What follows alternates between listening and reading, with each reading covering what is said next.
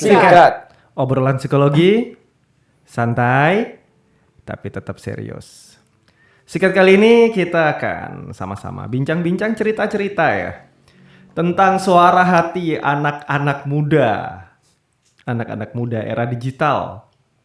Terkait orang tua yang eranya mungkin belum digital ya. Sudah kali ya? Era globalisasi, Pak. Digital, lebih modern lagi. Orang tua yang ya nanti kita akan cerita-cerita banyak tentang tipe-tipe orang tua dan bagaimana rasanya jadi anak-anak dengan tipe orang tua tertentu. Seperti biasa kita akan ditemani oleh psikolog keluarga kita, Ibu Pauline. Oke, terima kasih Pak Ber. Pemirsa Sikat, kali ini narasumbernya luar biasa. Ada dua cowok ganteng. Ya, wah. Oke, kita akan ditemani oleh narasumber ganteng kita. Silahkan narasumber kita. Halo semuanya, nama saya Satria, umur saya 24 tahun. Satria yang itu bukan? Bukan ya? Bukan, oke. Satria beda lagi. Beda lagi. Oke, selanjutnya. Halo, perkenalkan saya David, umur 22. Umur 22 tahun. David dan Satria. Oke, kita akan kembali ke psikolog kita. Sebelum kita mulai nanti ke session selanjutnya di mana kita akan cerita-cerita, gali-gali, saling tanya lah. Kita akan mulai sedikit penjelasan tentang jenis-jenis orang tua nih. Jenis-jenis pola asuh orang tua khususnya yang cukup banyak ada di negara kita ya. Iya. Oke, banyak sih Pak Ber ya. Kalau detailnya sih ada sekitar 9 gitu. Ya, Banyak juga ya. yang dulu cuma 3 atau 4 ya. Tetapi kalau di masyarakat orang lebih banyak mengenal 3 atau 4 pola asuh aja. Dan itu yang umum ya. Itu yang paling umum ya. Iya, betul. Oke. Saya sedikit cek-cek data nih. Karena saya sambil duduk nih sambil online biasanya. Enak. Karena saya beruang modern. Oke, sekilas yang pertama. Jurnal. Yang pertama itu ada tipe yang kita sebut dengan dominan alias otoriter. Kemudian ada tipe yang tradisional alias kita sebut dengan konservatif.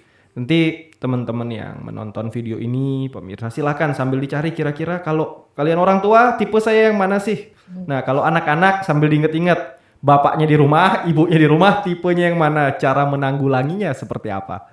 Kita lanjut lagi, tipe demokratis. Ini agak bebas-bebas dikit kali ya.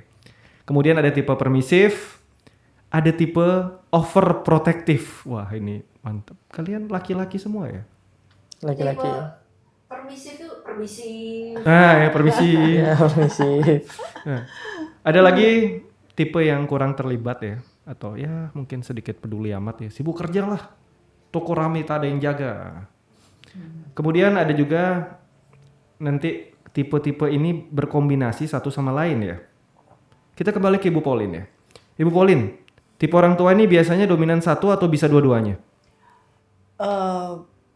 Bisa keduanya, tetapi lebih banyak dominan satu. Ya, tergantung mana yang kuat. Oke, Gitu. tergantung mana yang kuat ya. Ya. Oke, kita akan masuk ke session selanjutnya di mana nanti kita akan bahas lebih dalam, kita akan tanya-tanya kurang lebih tipe-tipenya seperti apa. Sambil siap-siap, ambil catatan, ambil kertas kalau mau dicatat karena kenapa? Ini penting. Untuk para orang tua pentingnya kenapa? Kira-kira kalau kita tipe tertentu cara yang terbaik untuk anak kita atau perubahan apa yang perlu kita lakukan.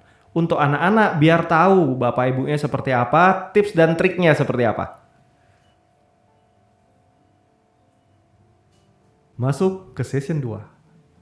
Kita akan tanya-tanya. Sambil sebelumnya ya, sebelum tanya-tanya tadi kan jenisnya ada banyak ya listnya. Ada yang helikopter, pesawat terbang, salah. Ada yang demokratis, ada yang konvensional, ada macam-macam.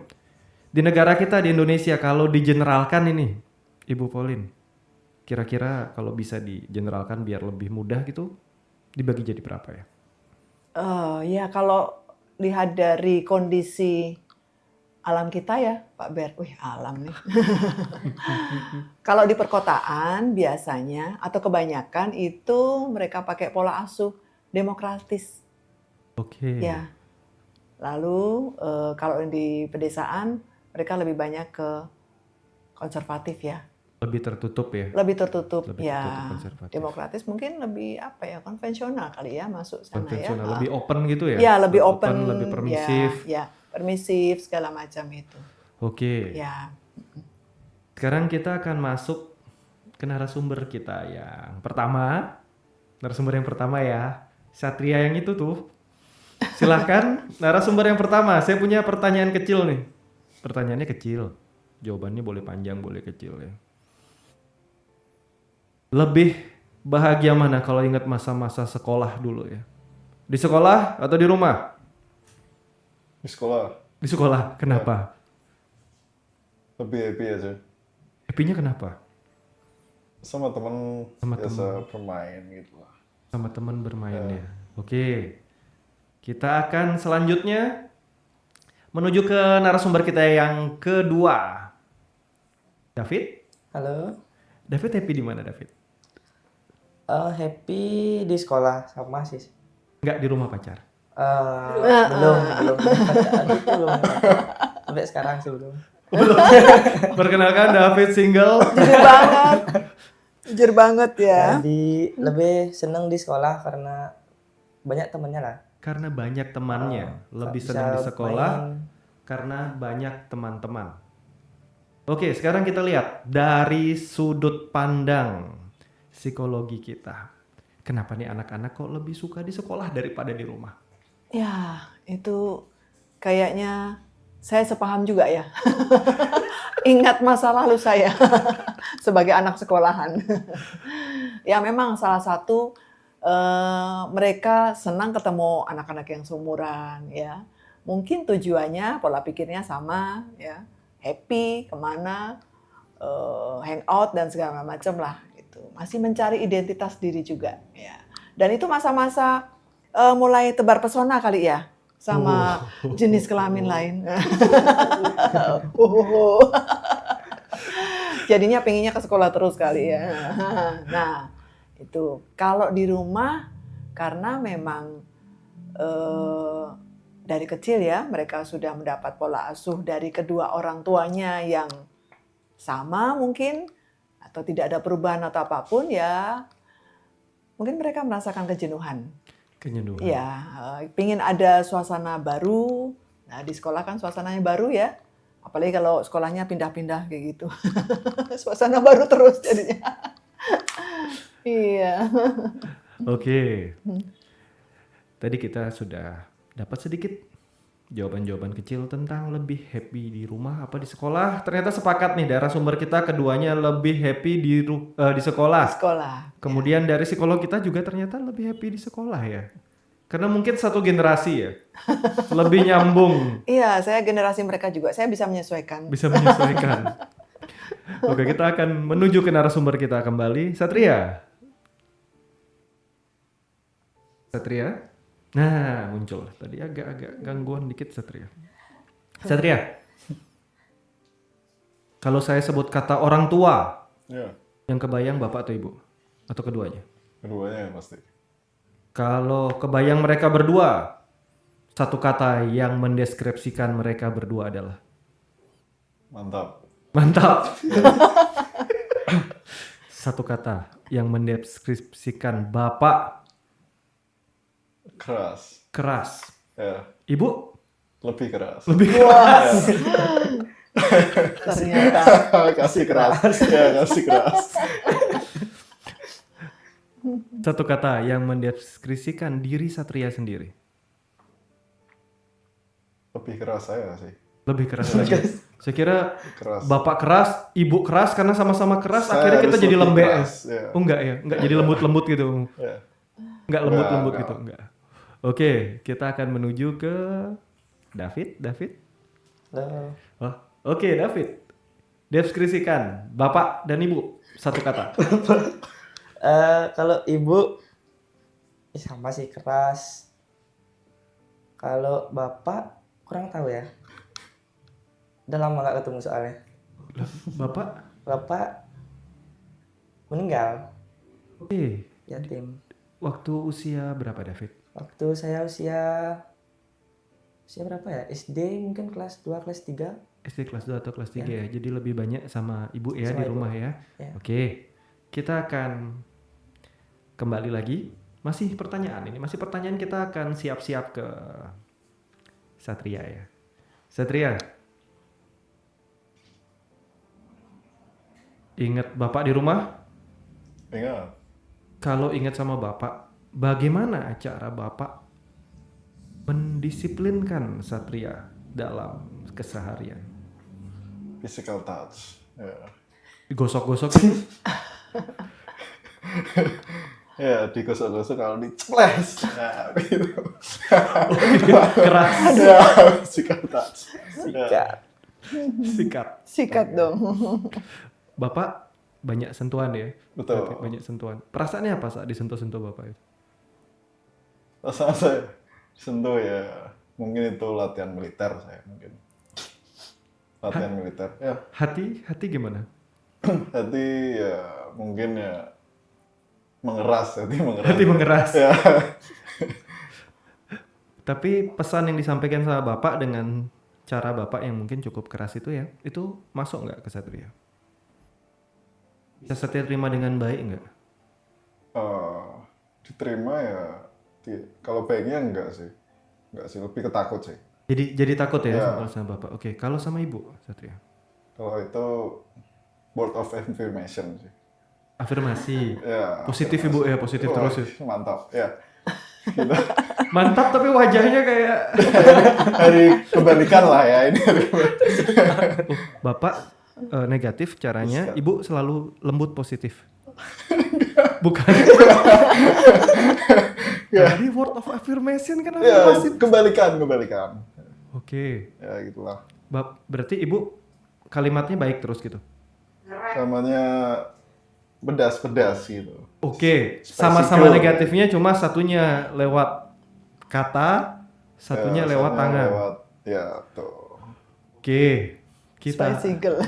Spicy girl. Spicy girl. Dan perasaannya apa kalau dengar ibu seperti itu?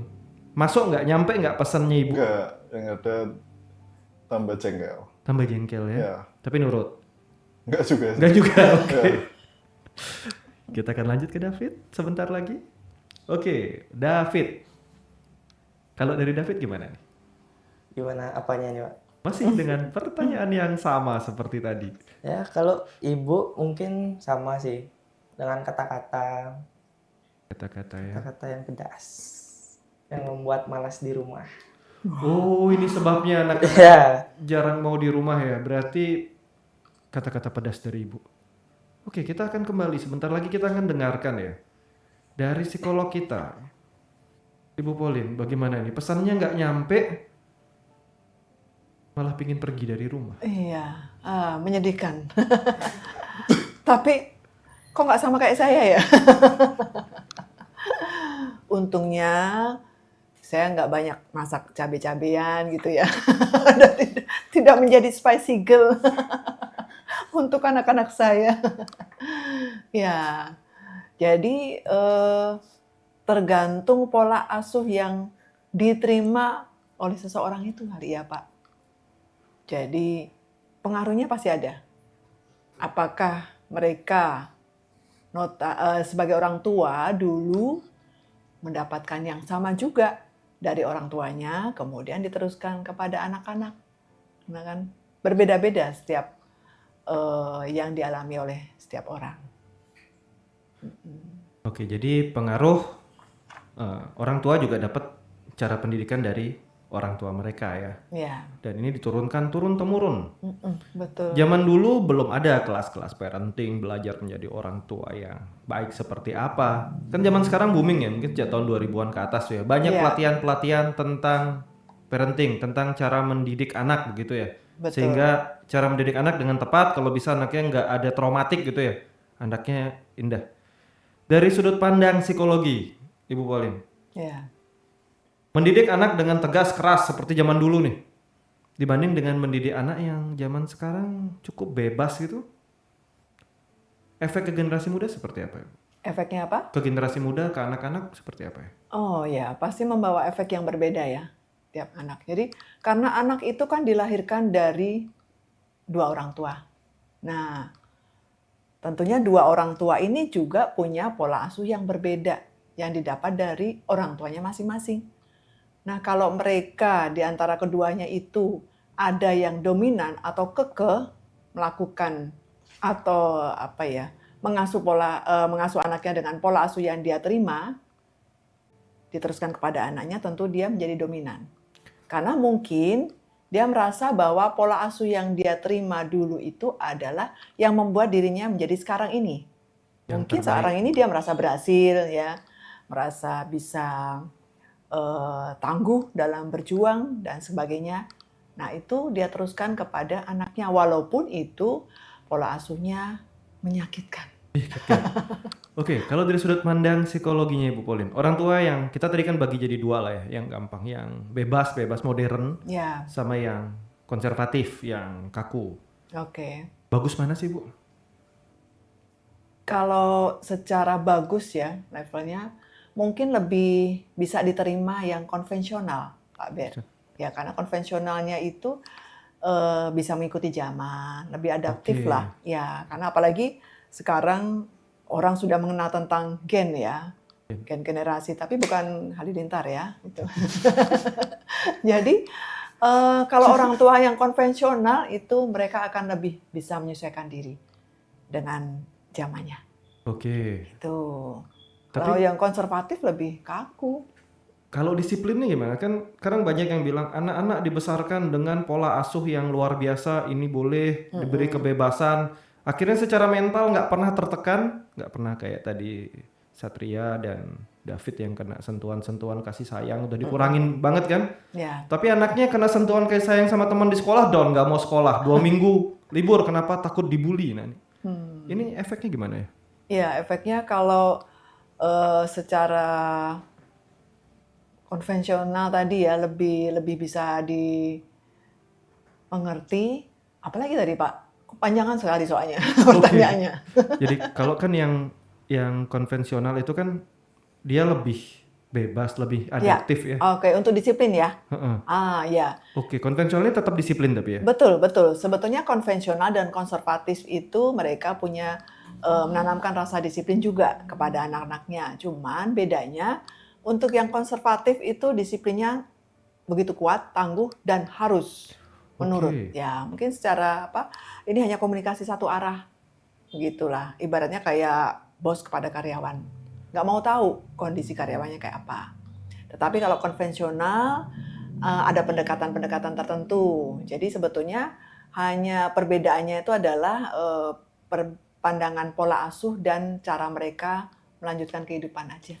Oke, berarti Ya. tetap disiplin, boleh dikasih sentuhan-sentuhan kasih sayang, cuma Betul, ya. pendapat mereka tetap didengar seperti itu ya. Ya, ya. Nah, ini kita udah dapat nih para anak-anak, para orang-orang tua di rumah ya, yang diingat sama anak boleh nih tegas, tapi tetap dalam rule yang tertentu. Dalam artian kita juga nggak bisa ya tutup mata perkembangan zaman mereka udah berubah.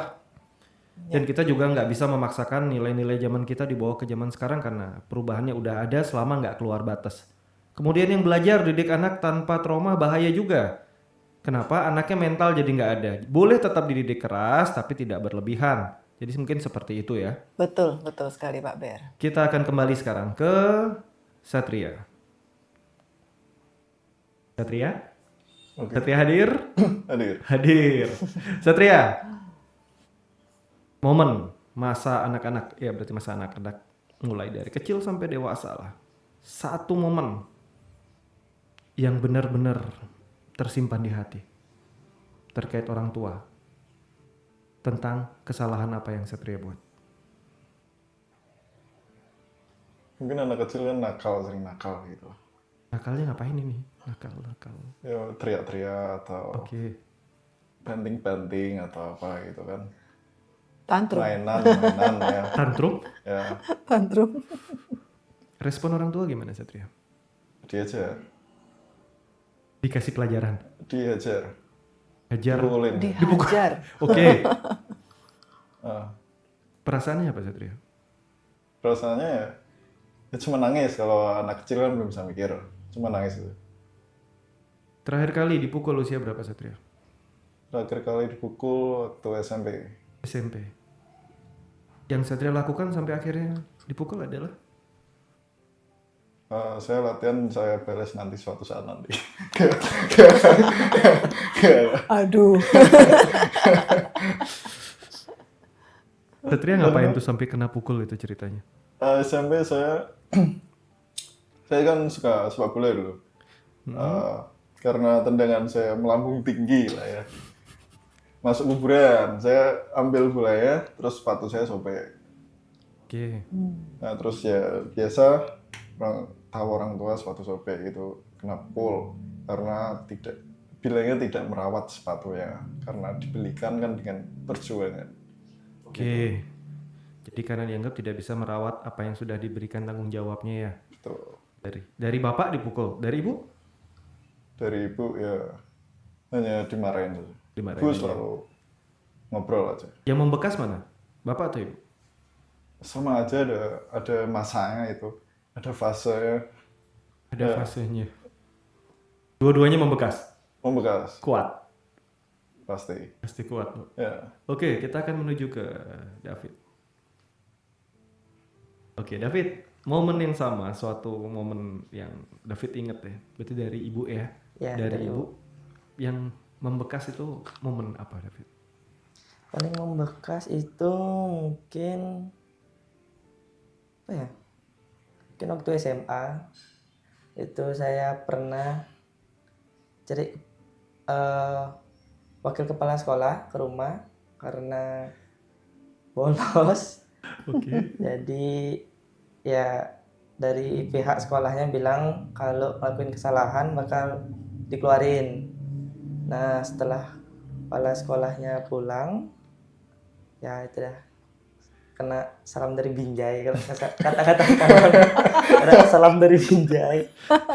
Pelakunya Ibu. ibu. Ya. Orang paling galak di rumah berarti ibu. Ibu dan kakak. Oke, ada kakak laki-laki atau perempuan? Kakak perempuan kebetulan.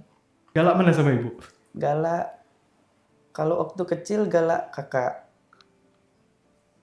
Lebih galak daripada ibu. Tapi ya Oke, berarti ada pengalaman kakak dan ibu di rumah yang Iya. memberikan pengalaman-pengalaman luar biasa ya. Oke, kita akan kembali lagi ke narasumber kita yang pertama, Satria. Ya. Kalau kita bilang tentang pola asuh anak gitu ya, tentang pola asuh anak, berarti kan ada pengalaman-pengalaman atau disiplin yang diberikan orang tua untuk mendidik anak nih, Betul. memberikan sebuah rule atau aturan gitu. Aturan paling ketat di rumah apa, Satria? Menurut Satria? Tidak boleh pulang malam. Tidak boleh pulang malam. Ya. Kalau pernah pulang malam nggak tapi? Oh itu sering. Saya langgar pasti ya.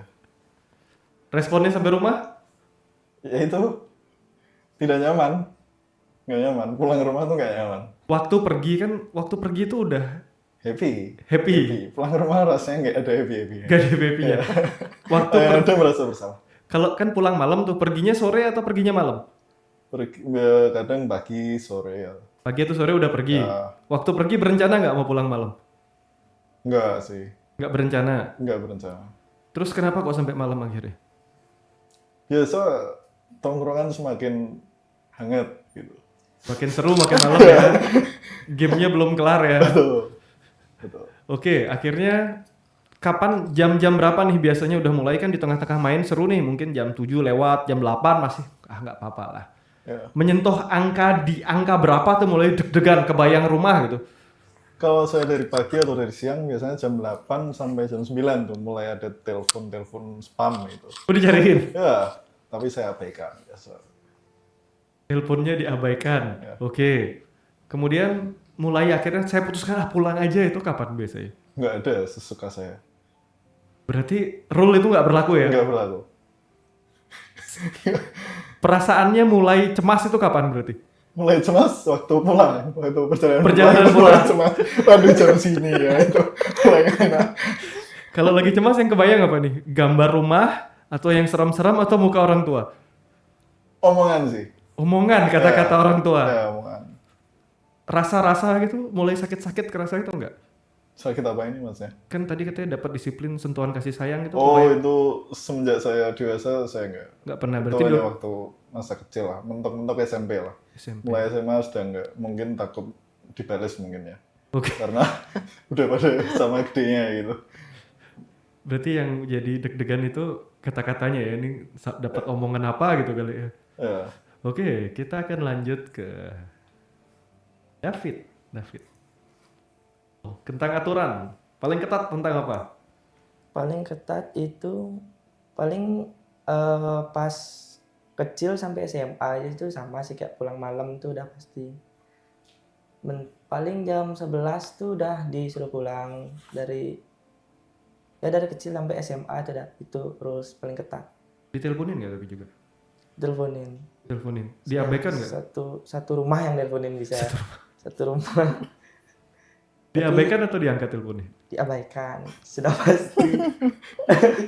Sudah pasti kita abaikan. Wow. Luar biasa. Oke, David, mulai deg-degan itu menyentuh angka jam berapa? Jam 11? Jam 11 itu dapat chat pertama udah deg-degan. Tapi diabaikan. Sampai spam telepon. Pulang di jalan deg-degan.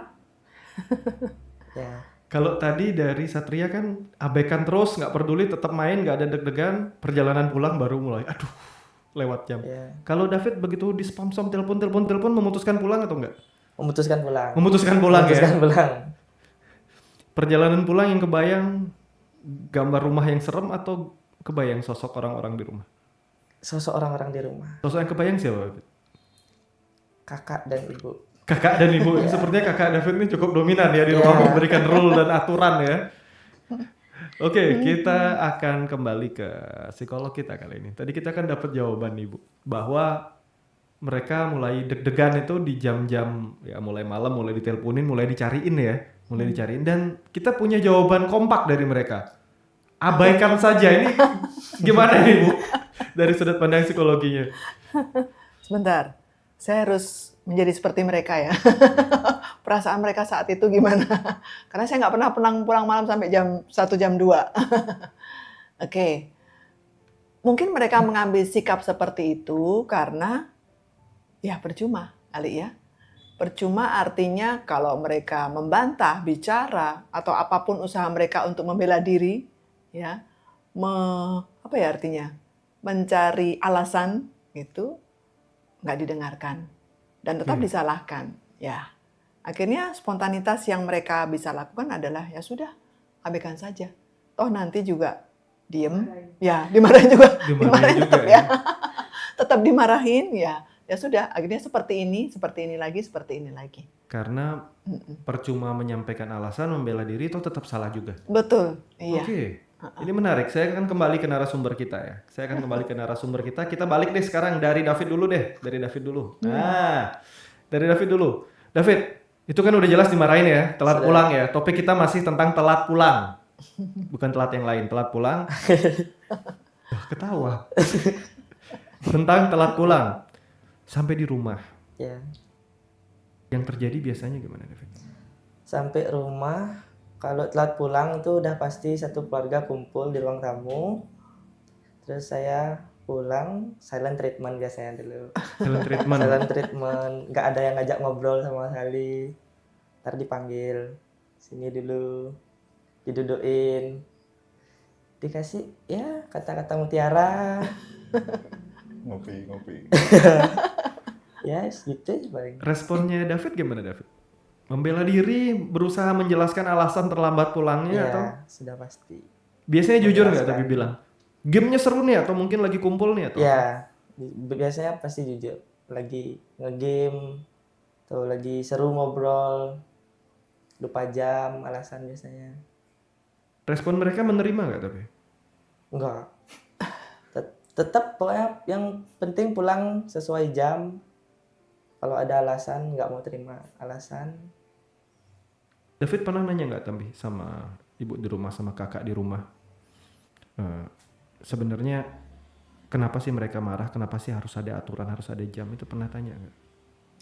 Ya karena waktu itu kan mungkin masih sekolah mungkin. Jadi harus pulang buat besok sekolah. Tujuannya baik nggak menurut David? Setelah saya pikirkan sekarang baik. Baik ya, waktu itu belum Waktu pikir ya. itu nggak terpikirkan. Nggak terpikirkan. Yang penting main. Oke, sebenarnya kenapa nggak boleh itu positif. Hanya saja mungkin di masa-masa itu anak-anak belum bisa mendapatkan eh, pola pikir yang sama seperti orang tuanya ya. Ya. Kita akan masuk sekarang ke Satria. Kalau tadi kan David, ya keluarga kumpul langsung silent treatment, diam dulu, nanti dipanggil baru bicara. Kalau Satria gimana Satria? Kalau saya datang ke rumah langsung tutup mata, tutup telinga. Sudah ke kamar saja, cukup. Dipanggil nggak dipanggil? Itu udah ada backsound creepy gitu di belakang. Buka Saya gerbang cuek aja. langsung backsound. Ya, Berarti langsung masuk kamar ya. nggak ada silent treatmentnya. Nggak, Backsoundnya mengikuti ke kamar nggak? nggak juga. Nggak juga. Berarti masuk kamar, kunci pintu kamar. Bukan kunci, biarin aja udah langsung tidur. David nggak berusaha, mohon maaf Satria nggak berusaha menjelaskan ke orang rumah. Nggak perlu juga dijelaskan, orang istilahnya juga sama. Tapi pernah nggak ada masa di mana Satria mencoba untuk jujur dan menjelaskan gitu? Pernah, cuman sama aja. Jujur sama bohong sama aja. Responnya sama. Sama aja. Tapi saat Satria menjelaskan seperti itu kan backsound itu menguat atau enggak biasanya? Apa? Kalau dijelaskan backsoundnya menguat atau enggak? Kalau dijelaskan backsound itu lebih keras ya.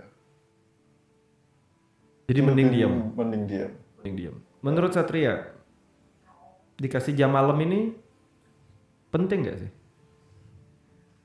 Untuk jam malam itu ya sebenarnya penting nggak penting sih. Kalau pentingnya itu kalau ketika bermain di luar, maksudnya kayak nongkrong di kafe atau nongkrong di mana itu penting sih. Karena kan di luar kan lebih rawan atau gangster kayak atau begal. Tapi kalau jam malamnya cuma main di rumah itu masih oke sih sebenarnya sih. Oke, Satria biasanya kalau ini kan tadi kan topik kita telat pulang gitu ya. Pernah nggak kumpul-kumpul sama teman-teman di rumahnya Satria sampai malam gitu? Pernah, itu saya terapkan juga karena biar ngerasain juga. Kalau aku pulang malam tuh kenapa itu. Jadi saya kasih contoh. Dapat backsound nggak? Ya ada sih. Tuh temen mau pulangnya malam-malam gitu, apa nggak dimarahin orang tuanya. Orang tuanya beda, tidak seperti kamu. Ya. Sama ya. Gitu aja. Oke Satria, kan sekarang Satria udah lebih dewasa ya. Ya. Kalau ingat-ingat pola-pola zaman dulu saat pulang malam dimarahin gitu kan, menurut Satria tindakan atau langkah yang orang tua ambil ini tepat nggak sih? Ya, kalau di posisi saya tepat sih. Tepat ya. Mungkin posisi saya tepat karena anak satu-satunya gitu kan. Oke, Jadi mikirnya gitu pasti ya. Cuman ya kalau saya pribadi ya saya nggak menerima sih. Oke, kita akan kembali ke David. Saat David pulang malam, Ya. udah ada keluarga lengkap menunggu silent treatment dimulai. Harapannya David, harapan ini ya, Ya. respon mereka apa sih saat David pulang malam? Nggak ada sih sebenarnya. Berharap mereka nggak kumpul aja pas saya pulang. Soalnya kan dijamin tuh agak perasaan lah. Kena di hati. Kamu kurang pagi pulangnya mungkin. Mungkin nunggu mereka tidur harusnya. Iya. Tanggung Mereka jamnya. nggak bakal tidur kayaknya. Sampai saya pulang. Harapannya David, kata-kata yang mereka ucapin saat mereka kumpul itu apa sih? Kalau pas David pulang malam sampai rumah, yang David harapkan kan kalau tadi kan yang dipanggil dan dapat ujangan mungkin nggak David harapkan kan? Tapi yang David harapkan tuh suasana indah rumah tuh seperti apa sih? Mungkin pas pulang ngomongnya tuh mungkin apa kayak ngasih pengertian gitu loh, nggak bagus pulang kayak apa ya, penjelasan mungkin nggak langsung marah-marah gitu. Itu ya aja sih. harapannya. Oke, kita akan kembali ke Satria. Satria, harapan Satria saat Satria pulang malam sebelum ya backsound apa sih yang Satria harapin? Backsound apa? Ya mungkin lebih berpikir lah ya kayak itu aman atau nggak amannya aja. Kalau misalnya nggak aman ya oke lah aku menerima dengan lapang dada. Tapi kalau misalnya aman ya percayalah gitu. Oke, berharap dipercaya Ya. ya bahwa anak juga nggak akan pergi ke tempat yang berbahaya atau apapun itu. Yang penting sudah selamat sampai di rumah seperti itu ya. Ya. Oke, kita akan sekarang menuju ke psikolog kita. Oke Ibu, tadi kan ada cerita anak-anak pulang malam sampai rumah rata-rata lumayan dapat teguran keras ya. Padahal harapannya anak-anak ini adalah agar ya mereka udah sampai di rumah, udah selamat, semuanya baik, bukan dimarahin. Dan seringkali juga orang tua sebenarnya kan marah karena pengen marah atau karena khawatir biasanya. Karena khawatir. Karena Lebih khawatir pada ya? khawatir. Ya, ini naluri keibuan saya muncul ya. Oke, Jadi seperti anak-anak saya, kalau mereka juga kebetulan saya punya anak laki-laki juga. Jadi kalau mereka sama ya, pulang malam atau lebih lewat dari tengah malam gitu ya. Nah itu kan pikiran kita juga macem-macem. Betul, saya juga nggak tidur. Ya, suami saya udah tidur segala macam ya saya masih jaga mau ngapain lah, ada kegiatan yang lain. Karena saya juga merasa khawatir ada apa di jalan. Apalagi kalau tidak ada berita gitu ya. Secara kita nggak tahu kondisi sekarang ini kan macam-macam di luar sana. Ya. berarti selama anak-anak ini kasih kabar sebenarnya aman ya Ibu? Aman, ya. Dan saya harus percaya bahwa kalau dia menyatakan aman mah atau apa, ini pulang malam karena ini oke. Oke, yang penting ada kasih kabar aman karena sebenarnya orang tua khawatir ya. Kita akan kembali ke Satria nih. Satria, pernah nggak pulang telat banget ya, pakai telat, tapi kasih kabar? Pernah. Itu awal kalau untuk topik tadi Bu Malin yang penting kasih kabar kan sudah saya pernah. Awal dari kesalahan pulang malam itu karena tidak kasih kabar makanya dimarahin.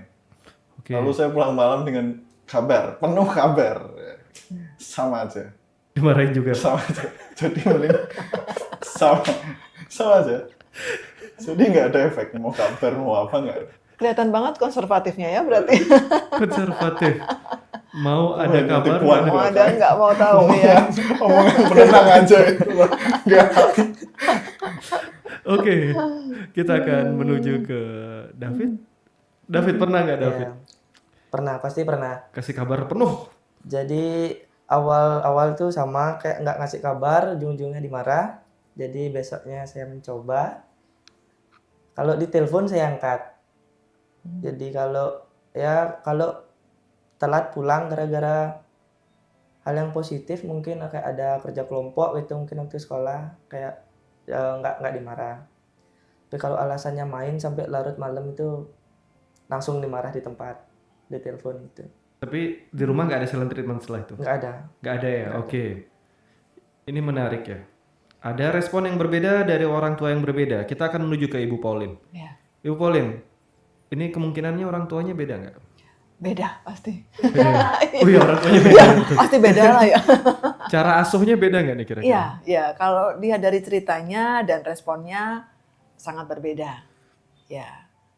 Kalau dari Satria mungkin masuk konservatif ya, Pak Ber ya. Oke. Ya, karena tadi sudah ada usaha apapun dari Satria sendiri, seperti keinginan orang tua memberi kabar sampai 1 paragraf apa berapa gitu. Ternyata responnya sama, tetap marah. Nah, dari David sudah memberi kabar, nah dengan alasan apa pertimbangannya, jadi respon dari orang tua juga berbeda, karena alasannya berbeda. Oke. Untuk zaman seperti sekarang ya, di zaman kita udah digital, udah modern lah ya, dimana anak-anak mudanya juga ya mereka lebih bebas ya. Ya. Yang lebih kira-kira tepat masuk yang mana Ibu ya? Kalau kondisi modern, lebih tepatnya konvensional. Konvensional. Ya, ya. Bagaimanapun seorang orang tua itu tetap ada penghargaan kepada anak dengan mempercayainya, gitu. Asal anak tidak bohong ya, gitu. Ya, jadi kalau anak sudah jujur mengatakan yang sebenarnya, walaupun itu negatif, walaupun itu menyakitkan, tapi akan lebih baik seperti itu. Dan orang tua juga harus percaya. Gitu. Nah itu yang konvensional, artinya dia lebih bisa beradaptasi ya, lebih bisa menyesuaikan diri dengan kondisi zaman. Oke. Jadi kita tadi dapat sedikit tambahan lagi Orang tua konservatif, orang tua konvensional, atau gampang orang tua modern, orang tua yang mungkin tradisional ya. Ya. Ini untuk para orang tua ya. Untuk para orang tua di rumah, kadang orang tua bilang, kasih kabar. Tapi ternyata anaknya kasih kabar tetap dapat cerita-cerita indah di belakang alias tetap aja dimarahin. Dan akhirnya ini mungkin yang jadi sebuah pertimbangan. Anak-anak jadi nggak jujur. Anak-anak jadi berbohong. Kenapa? Karena mau jujur mau bohong tetap aja dimarahin. Ya. Ya kan? Jadi selama mungkin anak-anak pergi dengan kabar yang jelas dan tidak bohong ya, ini mungkin bisa menjadi sebuah pertimbangan untuk para orang tua bahwa berikan anak sebuah kepercayaan seperti yang Ibu Pauline bilang. Kalau nggak orang tuanya yang mulai percaya sama anaknya, siapa lagi? Masa orang tua tetangga kan nggak mungkin. Betul. Harus dari orang tua sendiri ya. Oke, kita akan masuk ke pertanyaan selanjutnya. Kita masuk ke Satria. Satria. Dari pola didik Bapak dan Ibu di rumah. Mana yang paling Satria sukai? Dari Ibu apa, dari Bapak apa? Dari cara mendidik mereka selama ini.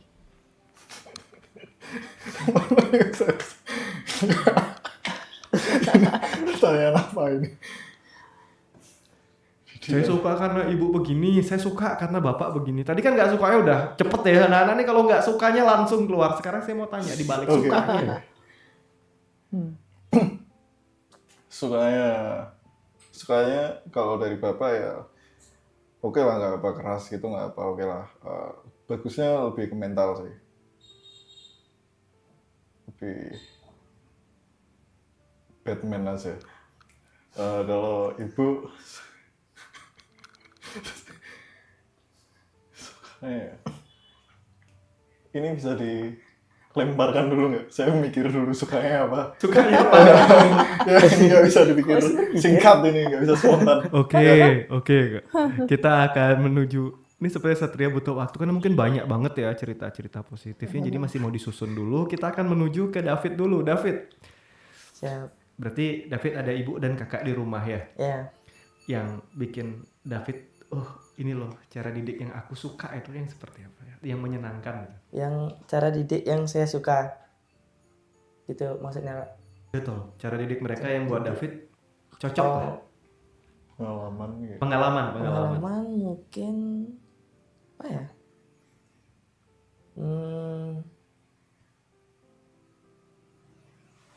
Apa ya? Masih nyari lagi. Masih nyari juga. Nah, Kalau yang nggak suka cepet banget tadi keluar. Karena lebih diingat kalau yang nggak suka. Lebih diinget. Ya. Tapi dilanggar nggak?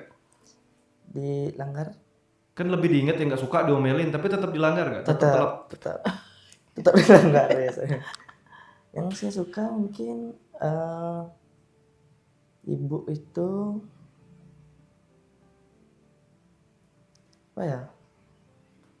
Dia tuh orangnya kan kerja keras gitu, jadi mungkin karena dia sendiri juga kan ngedidik kita. Saya saudara berempat kebetulan. Itu dia tuh apa ya ngomongnya ya? Jadi yang ya nganter sekolah itu gandeng 4 gitu. Makanya mungkin keras, mungkin gara-gara itu mungkin. Dan sisi itu yang Satria anggap itu sisi positif ya, Ya. perjuangan ibu Perjuangan ya. ya. Oke, kita kembali ke Satria. Tadi David ya, Sekarang kita kembali ke Satria. Sudah ketemu nggak Satria? Sudah ketemu. Sudah ketemu. Apa itu? Kalau saya pikir-pikir, ya ini sebenarnya tumpang tindih gitu lah ya, antara suka atau nggak suka lah. Tapi yang berkesannya adalah lebih cerewet gitu lah, ibu lah ya. Cuman ya itu dari orang tua lain itu, saya kayak orang tua teman saya lebih nggak ada itu. Jadi ya lebih oke lah. Merasa diperhatikan. Ya, Berarti itu menyenangkan. untuk yang haus perhatian cocok gitu. Cocok. Seperti ibu saya cocok. Gitu. Cocok. Ya, Satria termasuk yang harus perhatian nggak? Oke Satria, kita masih di Satria. Satria, sebutkan 5 buah aturan yang tidak boleh dilanggar di rumah. Pulang malam, Pulang malam, urusan dengan polisi, urusan dengan polisi, tatoan, tatoan,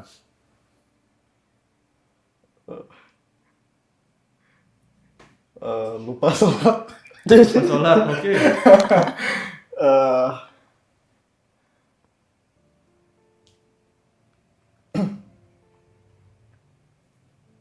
ya mungkin mabuk-mabukan lah. Mabuk-mabukan. Ya, Pertama tadi pulang malam, kemudian urusan dengan polisi, tatoan, lupa sholat, mabuk-mabukan. Dari 5 buah aturan ini, kamu langgar berapa?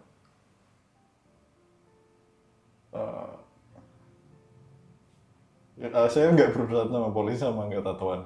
Yang 3 dilanggar. Ya, 3 dilanggar. Oke, lebih dari 50%. Kita akan lanjut menuju ke David. 5 aturan di rumah apa aja, David? 5 aturan mungkin ya mirip-mirip lah. Tapi mungkin kalau sekarang tuh nggak banyak aturan di rumah. Tapi waktu sekolah mungkin ada kayak pulang malam, nggak boleh tatoan, perusahaan sama polisi. Mungkin apa lagi ya? Ya itu aja paling apa. 3 aturan. Iya. Nggak terlalu banyak ya aturannya, 3. Ingat sembahyang, Ingat sembahyang. ingat Tuhan. Sama aturan tidak boleh melawan orang tua. Tidak boleh lawan orang Ya. tua. Dari 5 ini kamu langgar berapa? Saya tidak berurusan dengan polisi juga. Apa ya? Sama saya ingat sembahyang itu aja. Yang lainnya dilanggar.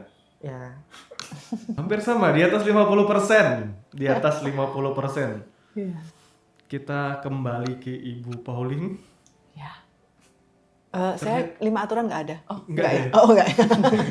ya coba kami Kirain mendengar suruh menyebutkan mendengar orang juga. tua kenapa melarang itu. Iya. ya benar. Ibu Pauline, Iya. ini kan aturannya 5, dilanggarnya kebanyakan 3. Tiga, Kita dapat 3. Mau yang konservatif, mau Mm. yang konvensional, mau Iya. modern, tetap aja aturannya dilanggar nih. Kira-kira penting nggak sih memberikan aturan seperti ini sama anak? Atau ada cara lain yang kira-kira bisa diberikan sehingga nggak dilanggar terlalu banyak seperti ini? Iya. Sebetulnya aturan itu kebanyakan kan orang tua yang membuat ya, Pak Ber. Nah, orang tua yang membuat karena tujuannya agar anaknya baik-baik saja atau tidak ada masalah lah begitu, atau terhindar dari masalah kalaupun dia kena masalah gitu. Nah, kadang-kadang aturan itu tidak dibicarakan dengan anak. Ya, kalau anak masih kecil oke, seperti masih balita atau umur sekian, mungkin kita bisa pakai pola asuh otoriter kali ya, karena satu arah. Karena anak belum tahu, belum bisa diajak diskusi atau komunikasi dan sebagainya. Tetapi menjelang anak usia 9 tahun ke atas deh menurut saya, SD itu sudah bisa diajak negosiasi, artinya diajak ngobrol, diajak diskusi. Menurut kamu mau nggak aturan seperti ini? Kesepakatan aja. Gitu. Nah, semakin dewasa tentunya kita bisa lebih menghargai anak dengan aturan-aturan yang dibuat bersama. Ya, oke, bagaimana? Karena nggak semua pelanggaran itu dari anak ya. Orang tua juga banyak yang melanggar. Nah, apakah dia komit atau konsisten dengan aturan yang dia buat sendiri? Karena kadang-kadang orang tua membuat aturan itu untuk orang lain, untuk anak-anaknya, bukan untuk dirinya. Seperti jangan merokok itu, tapi dirinya sendiri merokok. Itu. Nah, itu banyak faktor ya sepertinya Pak Ber ya. Nah, jadi aturan kalau anak sudah besar masih oke sih, masih oke asal disepakati bersama sesuai kepentingannya masing-masing. Oke, Gitu. Ya. terima kasih Ibu Pauline. Ini Sama-sama. menarik ya. Kita akan kembali ke Satria. Satria. Oke, Satria udah muncul. Satria, Yep. kalau orang tua di rumah mengajak membuat aturan bersama, menurut Satria lebih baik nggak seperti ini? Boleh sih. Saran yang bagus tuh. Aturan yang bagus ya. Iya. Berarti kalau aturan udah dibuat sama-sama, Satria langgar juga nggak? Kan enggak, kalau bersama-sama kan enggak. Nggak ya. Berarti kalau udah ada kesepakatan sebenarnya jauh lebih baik ya. Oke, kita akan menuju ke David. David, kalau aturan rumah dibikinnya bersama-sama, dibuat bersama-sama, mau David langgar nggak? Mungkin ada kayak beberapa aturan yang saya ikutin, kayak apa ya, kayak satuan misalkan Tuh nanti sebenarnya orang tua tuh ngizinin tatoan asalkan udah dapat kerjaan yang benar itu. Terserah kalau mau tatoan. Cuma kayak misalnya minum alkohol sesuai umur. Kalau udah umur ya udah Diizinkan. Jadi kalau ada pembicaraan lebih dulu, lebih nyaman ya. Berarti lebih nyaman. Ya, David tidak akan langgar-langgar seperti yang sebelumnya ya. ya. Oke. Ini sekarang pesan-pesan buat para orang tua. Ternyata anak-anak ini seringkali merasakan sebuah aturan itu yang ya udah dibuat gitu aja. Pasal 1, pasal 2, pasal 3 ini nggak boleh, ini nggak boleh, ini nggak boleh. Akhirnya yang terjadi apa? Mereka nggak setuju. Dan para orang tua juga nggak mendengarkan pendapat mereka.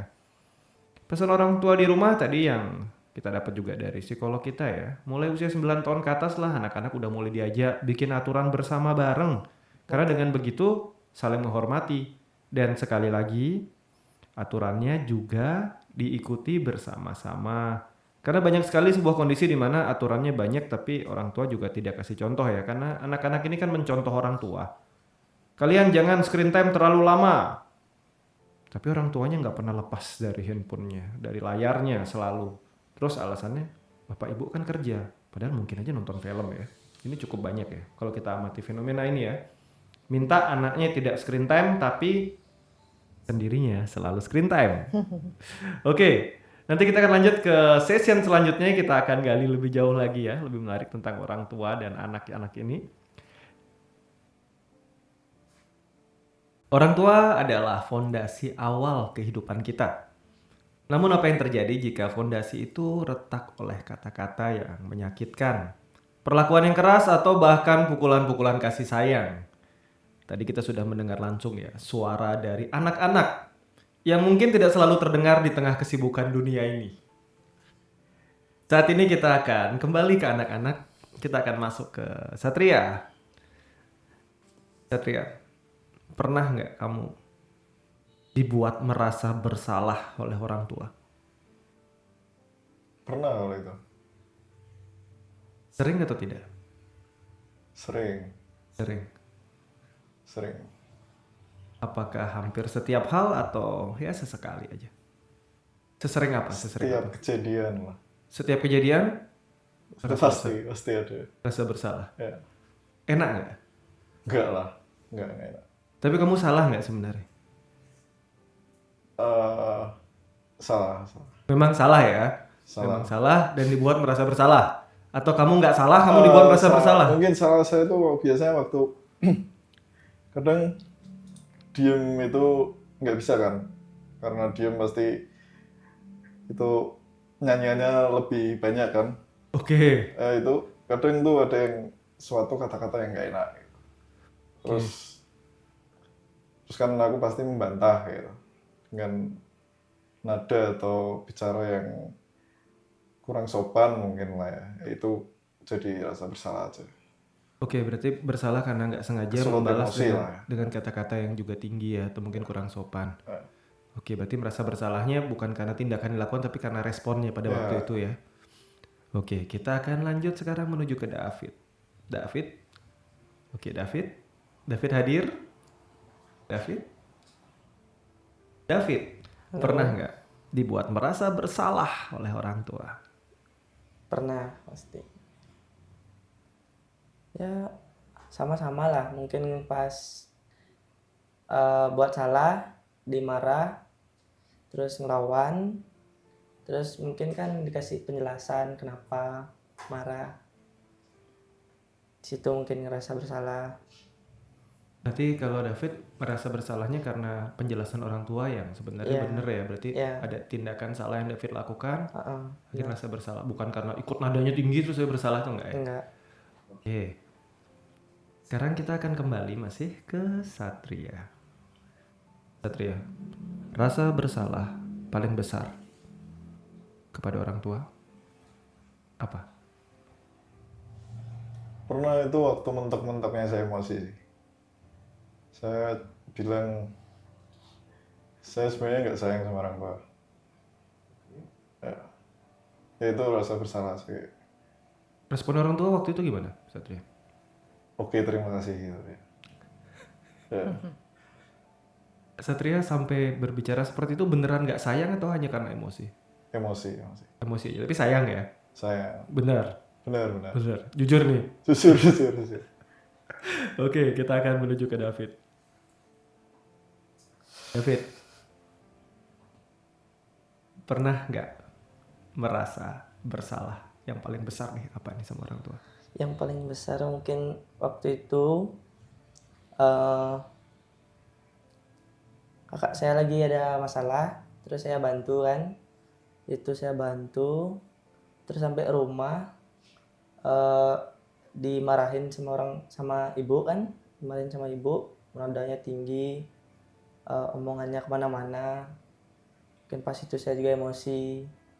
Itu pertama kali dan mungkin bakal jadi terakhir kali saya mukul pintu di depan ibu.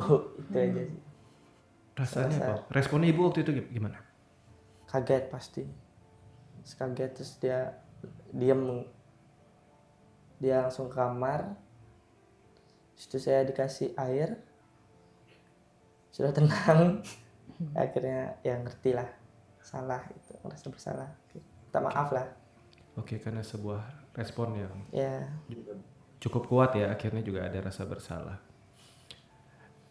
Oke, sekarang kita akan kembali ke Ibu Pauline. Ibu Pauline, tadi kan Iya. kalau tentang rasa bersalah ya yang dimiliki sama anak-anak ini ya. Iya. Sebenarnya kan anak-anak ini bukan nggak mau mendengarkan, tapi ternyata kadang ada beberapa hal yang kadang mereka nggak terima, nada makin tinggi, akhirnya juga mereka marah balik gitu kan. Iya. Dan akhirnya ini menyebabkan mereka punya rasa bersalah sama orang tua mereka. Kalau dari sudut pandang psikologi, respon apa yang sebaiknya dilakukan nih sama orang tua sehingga nggak perlu sampai ini kan tadi dua-duanya ada ledakan akhirnya kan. Ledakan bertindak ekstrim dan mereka guilty.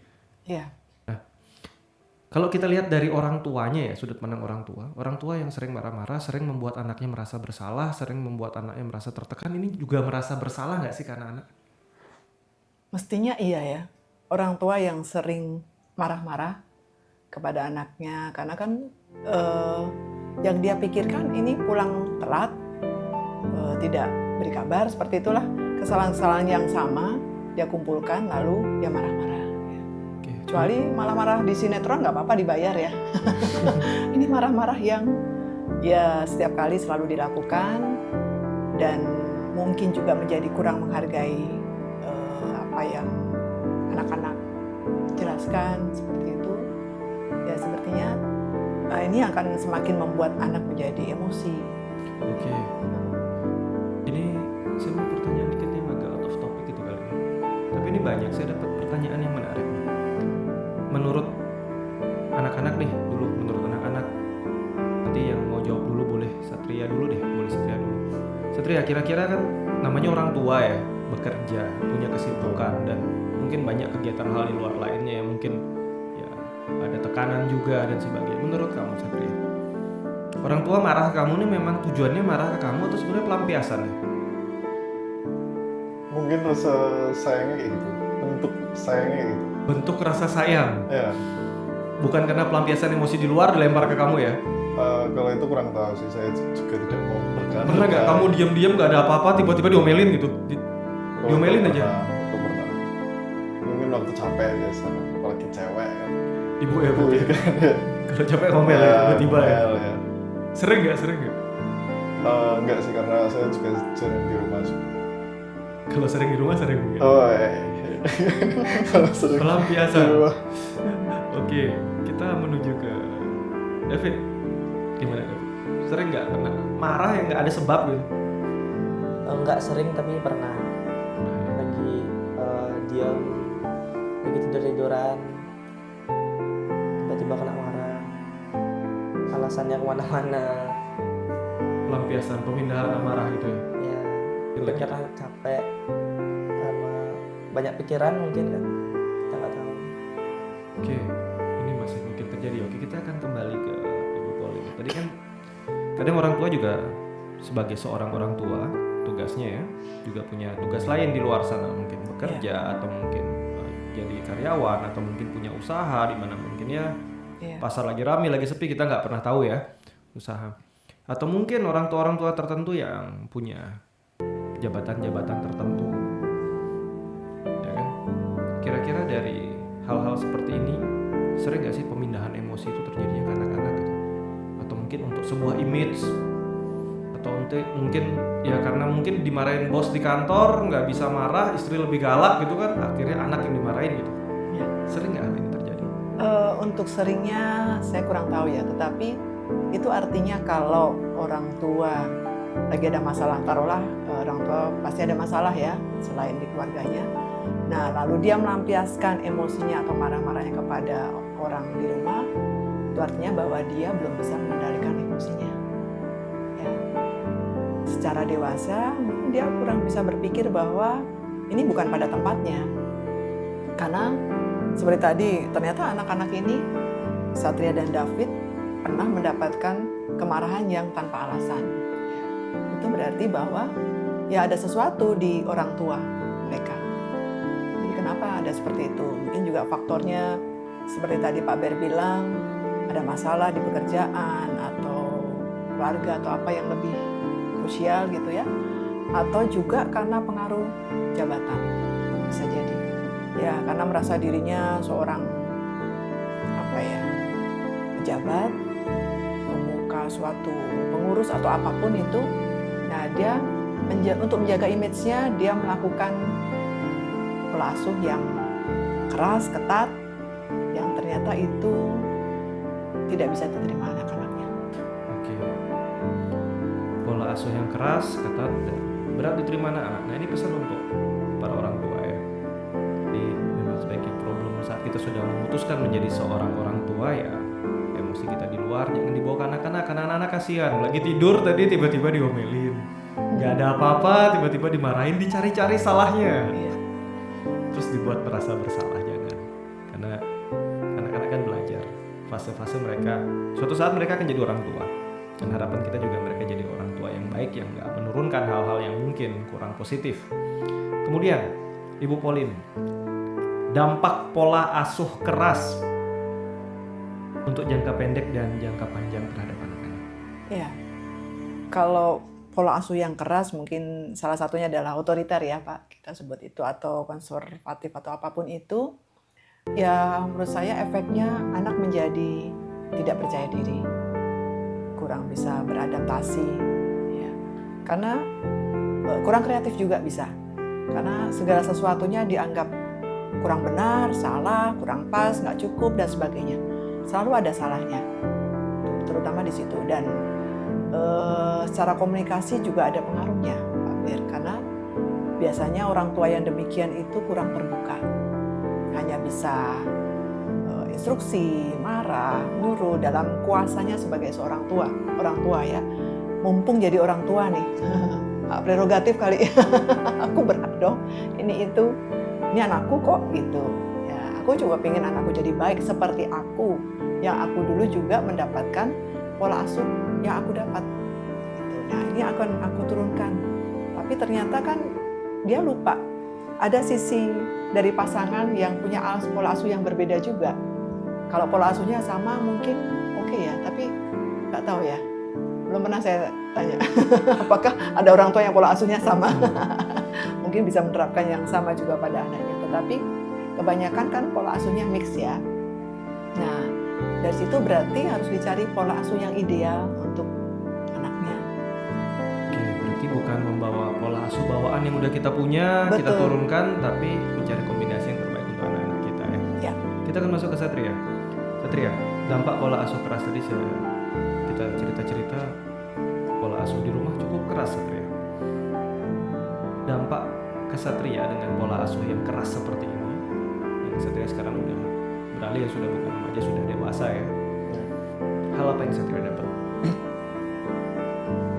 Tidak akan pernah dekat dengan orang tua. 1, 2, selalu berbohong karena untuk pengamanan diri. 3,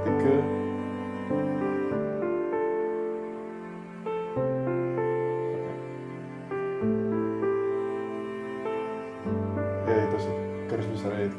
Oke, jadi sesuatu yang malah nggak bisa terbuka ya. Ya, Kita akan masuk ke David. David, dampak pola asuh yang saya tanya kembali lagi ke David. David, kalau ingat orang tua di rumah, kakak di rumah termasuk yang keras yang nggak keras, David? Waktu saya kecil termasuk yang keras. Kecilnya sampai usia berapa, David? Sampai saya SMP mungkin atau awal SMA. Setelah itu menurun ya. Setelah itu menurun. Berarti kita nggak bisa sebut yang benar-benar keras ini ya, tidak Iya. terlalu straight ya. Menurut David dampak ke David seperti apa pola didik mereka? Karena mungkin itu malas di rumah, karena setiap di rumah tuh mungkin dapat kata-kata, dapat omelan, jadi malas di rumah, jadi susah terbuka. Jadi kalau di rumah tuh mungkin di kamar aja, jadi susah terbuka. Sama ya itu aja sebenarnya. Sekarang kan sudah agak berubah nih pola asuhnya, orang tua sudah tidak sekeras dulu ya. Ya, Ke David sekarang saat ini dengan nanti sudah mulai SMP lewat tuh kan sudah mulai tidak sekeras masih kecil ya. ya, Itu David jadi lebih terbuka nggak di rumah? ya jadi cukup terbuka. Jadi cukup terbuka ya. Oke, kita akan langsung masuk ke David kembali. Masuk ke David lagi di masa dewasa sekarang, David. Orang tua masih menerapkan pola asuh yang sama nggak ke David? Enggak, Sudah berubah ya. sudah. Oke, kita akan menuju ke Satria. Satria. Nah, Satria. Satria, orang tua masih menerapkan pola asuh yang sama nggak sampai sekarang? Masih, cuman kan saya sudah jauh dengan orang tua. Ya, Kalau waktu bareng orang tua masih sama aja. sama aja. Satria ini benar-benar contoh ya, Ibu Pauline. Kan- Betul, Contoh, betul. Orang tua tetap melihat anaknya seperti yang dulu kecil. tidak berubah ya. Oke. Berarti kita mendapatkan sesuatu yang menarik ya dari obrolan ringan kita yang barusan, bahwa ternyata pola didikan yang keras dan tidak berubah ke anak-anak membuat anak-anak jadi nggak jujur, jadi berbohong, jadi malas di rumah, jadi nggak betah. Pesan untuk para orang tua di rumah ya. Kadang-kadang mungkin kita merasa kita benar, kita keras untuk disiplinnya anak-anak, tapi ternyata kalau kita dengar dari sudut pandang anak-anak, ternyata tidak seperti yang kita pikirkan. Mereka malah jadi bohong, mereka malah jadi nggak betah di rumah. Sekarang saya akan lanjut. Satria. Oke, Satria udah muncul. Satria,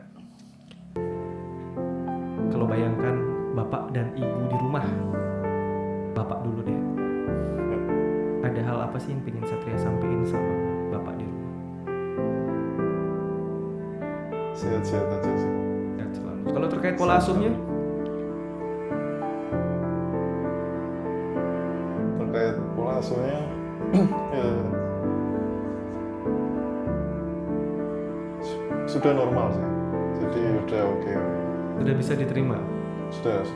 Kalau buat ibu, Percaya aja lah. Gitu. percaya. Ya. Oke, sekarang bayangkan mereka lagi kalau obrolan dari hati ke hati nih sama ibu, ingin nyampein apa?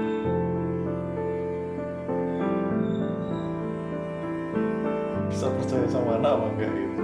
Bisa percaya sama anak gak sih sebenarnya? Ya. Tanya apa nanya? Ya gitu. Oke, kita akan menuju ke David. Ya, Bayangkan ibu di rumah sama kakak ya, berarti sama Iya. kakak yang banyak berpengaruh sama David ya. Apa yang pengen David sampaikan sama ibu dan kakak di rumah? mungkin untuk ke ibu aja mungkin kalau anak buat salah mungkin itu kasihnya tuh marah lah apa, cuma seenggaknya kasih solusi, jangan cuma marah ujung-ujungnya anaknya jadi bohong lagi gitu aja sih. Karena marah terus gak ada solusi, akhirnya ya sudah bohong lagi ya. Bohong lagi. Oke, kalau dari hati ke hati ada kata-kata apa yang pengen disampaikan buat ibu? Dari hati ke hati mungkin ya sehat-sehat, panjang umur, Sehat-sehat, panjang umur. love you lah. Love you. Oke.